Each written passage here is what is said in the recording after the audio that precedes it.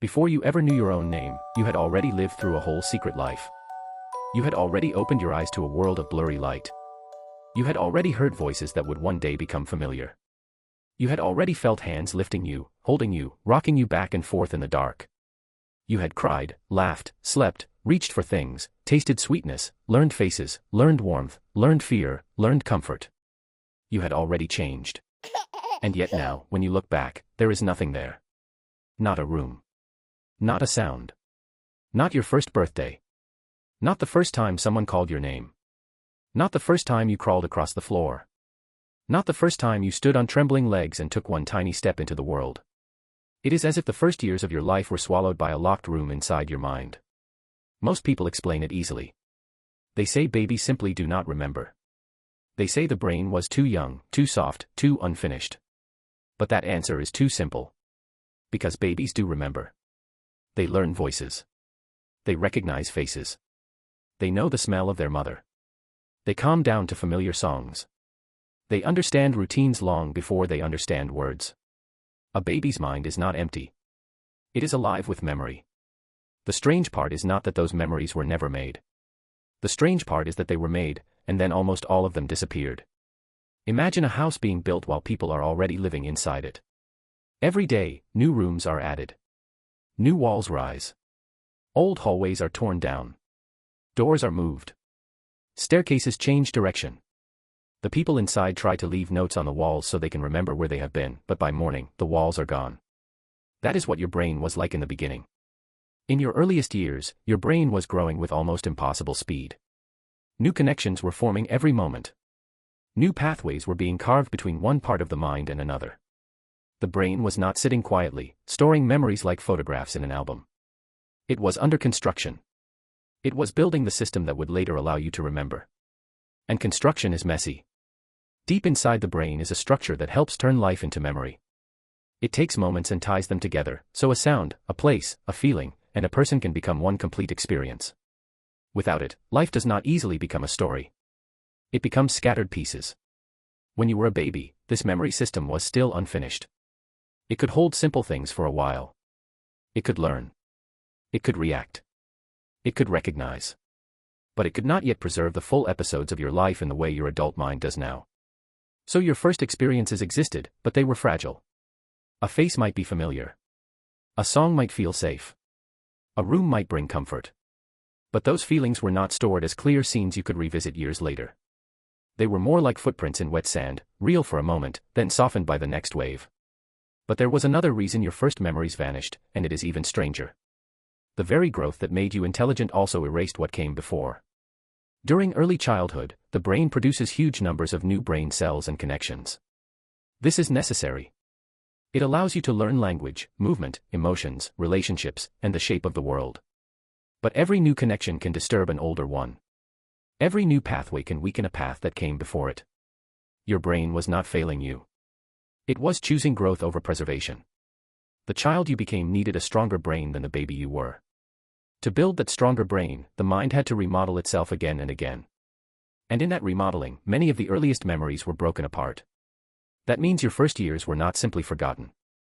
They were overwritten. Somewhere in your brain, there may once have been a memory of sunlight on a wall, or your mother's face leaning close, or the sound of rain outside a window while someone held you. But then your brain changed. New circuits formed. Old ones dissolved. The memory had nowhere stable to live. It is unsettling to think about. The baby in your old photos smiled, cried, reached, learned, and loved. That baby experienced life. But the mind that experienced those moments no longer exists in the same form. The brain that held those feelings was rebuilt into the brain you have now. So when you look at a picture of yourself as a baby, you are looking at someone who was you, but also someone you cannot truly access. Same body. Same life. Different mind. And that leads to another strange truth. To remember your life as your life, you need more than a brain. You need a self. You need the feeling that says, this happened to me. A newborn does not understand the world that way. A baby feels hunger, comfort, pain, warmth, fear, curiosity. But the baby does not yet have a complete story of, I am a person, separate from everything else. That sense of self has to develop slowly. At first, the world is just sensation. Light. Touch. Sound. Movement. The baby does not sit inside the mind narrating events. There is no inner voice saying, I am here, and this is my memory. That voice comes later. One day, a child begins to recognize themselves in a mirror. One day, they understand that the reflection is not another child, but their own face. One day, they begin to say me, mine, and I. And with that, memory changes. Life begins to have a main character. Before that, experiences happen, but they are not tied to a strong personal identity. They float. They pass through the body. They shape emotions and habits, but they do not become the kind of memory you can later sit down and describe. You cannot remember the earliest version of yourself because that version did not yet know how to be a self. Then came language. Words changed everything. Before language, your world was made of feelings and senses. The softness of a blanket. The brightness of a window. The rhythm of footsteps. The deep comfort of a familiar voice. These things were real, but they were difficult to organize. Language gave your mind shelves. Once you could speak, you could label things. Mother. Home. Dog. Rain. Hurt. Happy. Scared. Again. Words allowed experiences to become stories. And stories are easier to remember. When adults asked, do you remember when we went to the park, they were not just making conversation. They were helping your brain build memory. They were teaching you how to turn life into a sequence. First we went there. Then this happened. You felt this. You said that. We laughed. We came home. Without language, memories are like smoke. With language, they begin to take shape. That is why many of your earliest clear memories probably begin around the time you had enough words to explain the world to yourself. Not perfectly, but enough to build a small bridge between experience and memory. Still, even then, not every memory survives. Some moments remain because they were repeated. Some remain because they were emotional. Some remain because someone told the story again and again until it became part of you. And some memories may not even be pure memories anymore. They may be mixtures of old feelings, family stories, photographs, and imagination. You may think you remember your third birthday, but maybe you remember the photo. You may think you remember a toy, but maybe someone described it to you so many times that your mind built a scene around it. Memory is not a perfect recording. It is a reconstruction. Every time you remember something, your brain rebuilds it. It gathers pieces and creates the feeling of returning to the past. But the past is not stored like a video.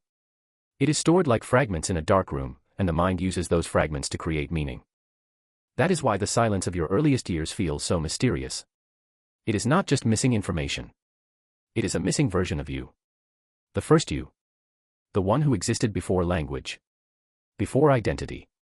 Before memory became story. But even if you cannot remember that baby is not gone completely.